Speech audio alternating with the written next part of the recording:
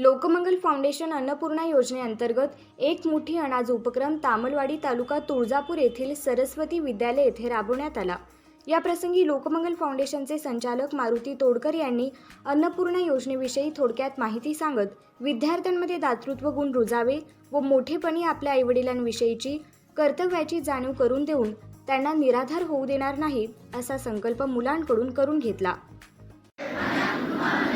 किंवा माझ्या परिसरामध्ये जे वयोवृद्ध असतील त्यांना निराधार होऊ देणार नाही।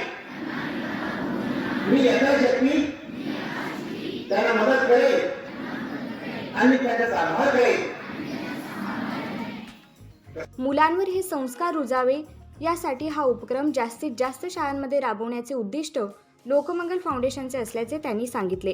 व्यवस्थापिका दीपाली कोठारी यांनी लोकमंगल फाउंडेशनच्या माध्यमातून राबवले जाणारे सर्वधर्मीय विवाह सोहळा, लोटस योजना, जलसंधारण योजना, एकल पालक योजना, विविध पुरस्कार व स्पर्धा याविषयी माहिती सांगितली।